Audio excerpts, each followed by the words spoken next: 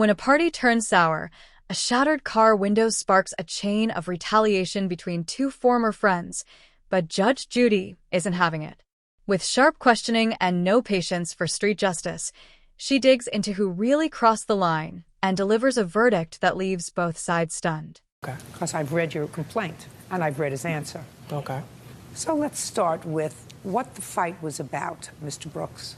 The fight was about that the person I brought was his best friend. They were into it at a long time ago. They were what? They was fighting, they were arguing a long time ago with his best friend, but... Whatever. That's what the fight was about? Mm-hmm. That you brought somebody that they didn't want? Yes. And who had that conversation with you?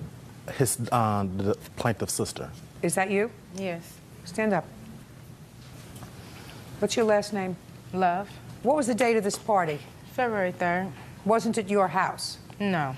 So tell me about the conversation you had with Mr. Brooks. The conversation I had with Mr. Brooks was he invited people to the house that was actually enemies of whose house I was at. And I stood calm that whole night because I'm there to enjoy my birthday. And in fact, my daughter was also there. So I didn't need any conflict or anything. So I waited. And what actually came about to have the argument between me and him that became physical was an incident happened where one of our friends have misplaced their keys, and he's making statements and gestures to other people that were there that someone was looking attractive or whatever, and actually whose house we were at, they came into the room where I was at. All right, please, this is getting much too complicated, Miss Love. You left things go for the whole night. Right. And everything was fine. And then at some point, you approached him. Correct. And that's after you had had something to drink. No. Are you telling me you were celebrating your birthday and you hadn't had anything to drink? Is that yes, what I am. You telling my me that? daughter was there, so I didn't have anything to drink. How Why much? would I drink and my daughter was there? She's an infant. Who else was there? My brother. And who else? The rest of our friends. Don't necessarily believe you.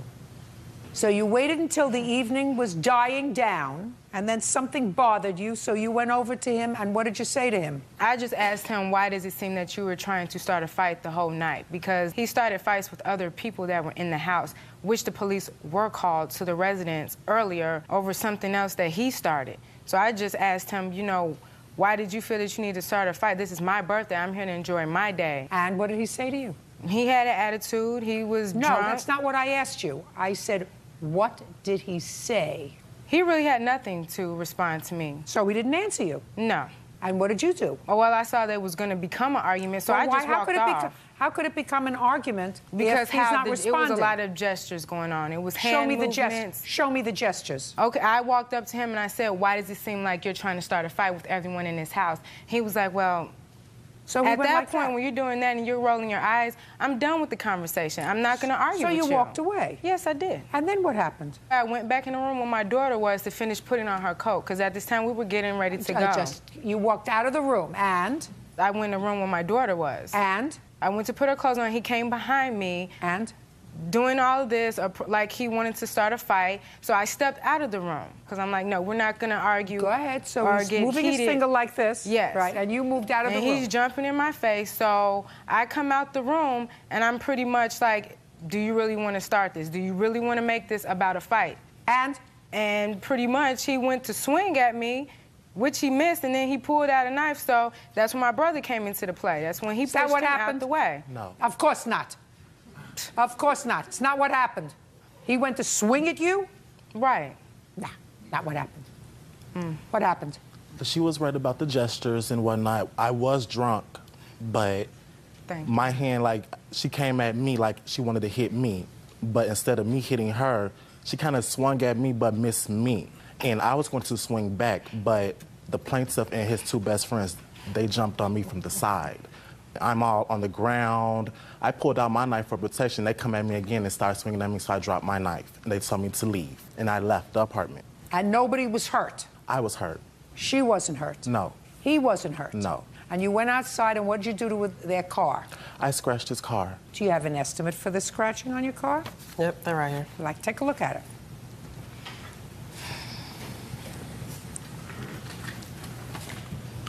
You scratched it with a knife? Glass. With glass.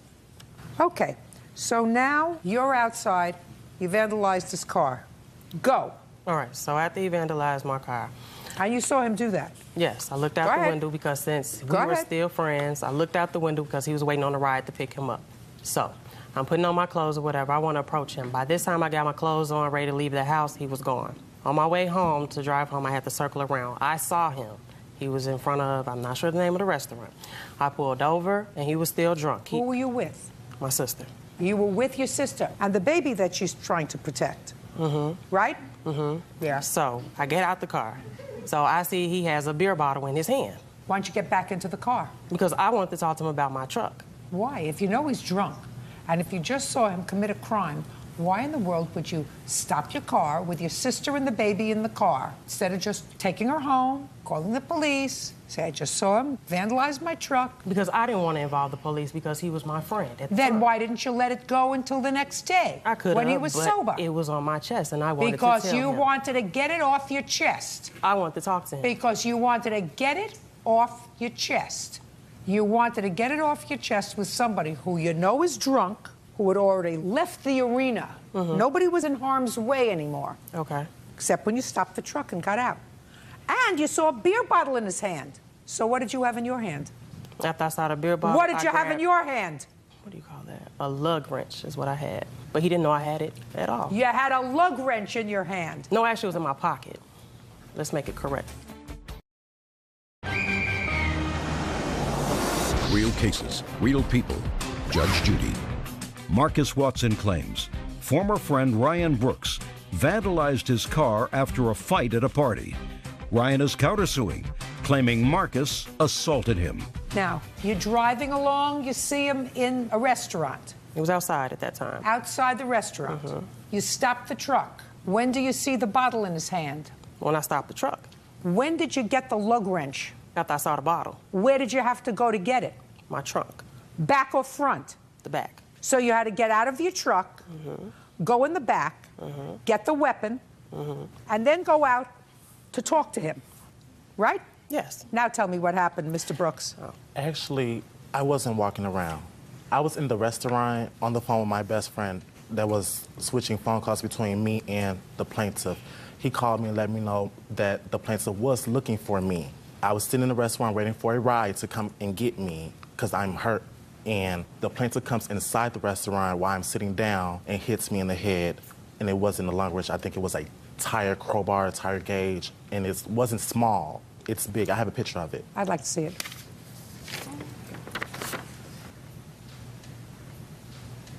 It's a lug wrench. Where did you get this picture from? At the end of the incident, the police did not want to arrest nobody. They took the whole situation, so they gave that to my best friend. Do you have a police report? No. Do you have a police report? No. Did you have any medical treatment? I went home. My aunt, who was a certified nurse, cleaned me up. And did you take any photographs of what you looked like? Why not? Because I just wanted to go home. I was messed up, and I just wanted to go home, lay down. So what did you do when you finally confronted him, Mr. Watson? I came to confront him while he had this beer bottle in his hand. It was outside. We went inside the restaurant. I tried to talk to him. He was swinging the beer bottle at my head. He swung it maybe about 2 or 3 times. The last time he swung it, launched it, and it fell on the ground and shattered. At that point in time, that's when I ran up. Ran up what? I ran up on him. And what'd you do? I hit him. Yeah, you hurt him. With a weapon that you secured to do just that. I didn't want to hurt him. The thing was, I had that for my protection. No. Your protection was your car that should have kept running and kept going until you dropped your sister and the baby off. So you take care of your own car, Mr. Watson. For what? For what? Because I'm awarding him on his assault charge the exact same amount as he would have paid you to fix your car. That's why. He's got a counterclaim for assault. Do you understand? I understand that, but he vandalized my vehicle. That's absolutely right, and you assaulted him with a tire iron. Wait a minute, because he vandalized my car before the fact of that happened. Oh, absolutely right. So if he absolutely did, and you would have absolutely been successful in securing a new paint job on your car, without question, if you hadn't assaulted him because you were angry. She started all of it. She really started all of it. And if you think that I believe that she didn't have anything to drink that night, you're mistaken. She started it because everything was sort of cool. All she had to do was go home. She confronted him. Okay. With an attitude, because you and I both know this is your sister, and she does have attitude. Would that be a fair statement? Yes. So you take care of your own car, sir, because the exact same amount that I would have awarded you on your complaint, I'm awarding him on his counterclaim. Because you know you had no right to vandalize his car, correct? Correct. Goodbye. I leave you both where I found you. Parties are excused. You may step out. It was just a party that ended up in disaster. If I see somebody with a beer bottle, then that means that I'm fearing for my life and I want to protect myself. If he wanted to talk to me, he should have contacted me the next day, not when I was drunk. And now the next case. All parties in the matter of Marone versus Matson, step forward. Jody Marone is suing her ex-boyfriend, Thomas Matson, for a loan to reinstate his driver's license. Jody says Thomas has 9 DUIs. He used to be your boyfriend. It's your claim that he owes you some money. You paid off some fees for him, took out a loan to do it. He says it was very nice of you, but he told you that he couldn't pay you back, and it was a gift, right? Right. How old are you? 31. What do you do for a living? Work at a sawmill. How long have you worked there? A year and a half. How much do you earn? $13.50. Not very much. Try to keep your voice up. I'm old. Not very much. $13.50 an hour. Yes. And what do you do for a living, Miss Marone? I'm a registered nurse. Who do you live with? Me and my children. How many children do you have? I have 3. Aside from you, who supports your children? I do. You do? Yes. From your work? Yes. You have any children, Mr. Matson? Yes. How many? 1. Who supports that child? Me and her. So you have a child together? Yes. How old is that child? She'll be 2 August 17th. Is there a court order of support? Yes. How much? It's almost $600 a month. It's just started. I haven't received anything. Just a second. When did it start? I just got served the papers a few weeks ago. Prior to that, how much were you giving Miss Marone for your support of your child? When we were split up? Yes. Nothing. And how long were you split up? It's been like 4.5, 5 months. How do you expect your daughter to eat? He says that I'll take care of it. How did you expect her to eat if you weren't giving her any money? I had enough money to live myself. Who cares? If you don't have enough money to live yourself, you don't make another baby. Exactly. So you answered my question, and my question was, she supports her 3 children, and you pay no support, at least for the last 6 months. I talked to an attorney, and an attorney told me not to give her nothing until it was court ordered. So your attorney said to you, you don't have any responsibility towards this child until a court tells you you have responsibility. Is that right? They'll determine. No, just a second. According to you, the thrust of what your attorney said to you was, you don't have any responsibility to pay support for your child until a court tells you you have responsibility. Right? There will be back support. You've been working at the sawmill for a year. Year and a half. Who owns the sawmill? Dave LePage. Mr. LePage says to you, we're going to pay everybody once a month, and you work for your month.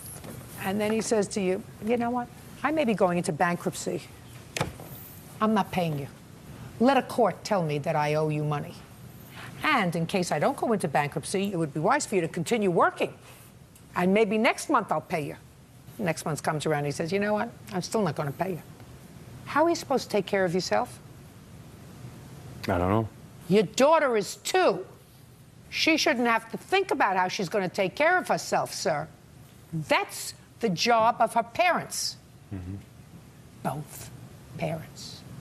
Now, what bills did she pay that you couldn't pay? Take a deep breath. Look at me. What bills did she pay that you couldn't pay? She paid my fines and my reinstatement. What fines? DWI fines. So you have an alcohol problem? Yes. And how many tickets have you gotten for DUI? 9. And how much did she have to take out in order to pay off those fines to keep you behind out of jail? I think it was around $4,000. So this is what I have, Mr. Matson. I have somebody who doesn't pay child support. Judge Judy episode involving Marcus Watson and Ryan Brooks, focusing on what Judge Judy says and why she says it.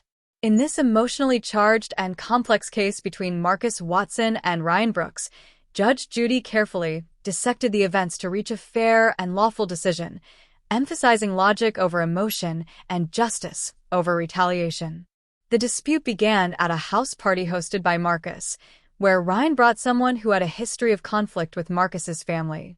This led to an argument initiated by Marcus's sister, escalating into a broader confrontation that caused Ryan to leave the party angry. Marcus claimed that Ryan, in a fit of rage, vandalized his car, a fact that Ryan admitted. However, Ryan countersued, alleging that Marcus later attacked him with a lug wrench. Judge Judy's keen interrogation revealed critical lapses in judgment on both sides. She questioned Marcus about his decision to approach Ryan later that night, especially when he knew Ryan was intoxicated and had already damaged his property. She asked why Marcus would confront Ryan in person rather than report the incident to the authorities, especially with his sister and child present in the car, suggesting that Marcus was not acting rationally or responsibly. Judge Judy emphasized that instead of de-escalating the situation, Marcus chose to arm himself with a potentially dangerous tool, walked toward an already volatile individual, and then physically attacked him, clearly an act of retaliation rather than self-defense. She clarified that while Ryan was wrong to damage Marcus's car, Marcus forfeited the moral and legal high ground when he took the law into his own hands. Judge Judy firmly stated that two wrongs do not make a right and warned that vigilante justice has no place in civil society. Her decision to award damages not to Marcus, but to Ryan, was grounded in the principle that while Ryan initiated the wrongdoing, Marcus's violent response constituted an even greater legal violation. The judge dismissed Marcus's claim for vehicle damage and instead awarded Ryan the same amount Marcus was seeking, highlighting the irony and reinforcing the lesson that retaliation often backfires. She pointed out that had Marcus gone to the police instead of confronting Ryan, he might have rightfully won his case. Judge Judy also scrutinized the testimony of Marcus's sister, noting inconsistencies and suspecting that she contributed to the escalation of the conflict, despite presenting herself as a concerned family member. The judge asserted that a truly worried parent would have removed their child from a dangerous environment, not initiated or continued a conflict. As for Ryan, while his admission of vandalism was taken seriously, it did not excuse Marcus's violent assault. Judge Judy treated both parties as culpable, but she held Marcus more accountable for choosing revenge over lawful action.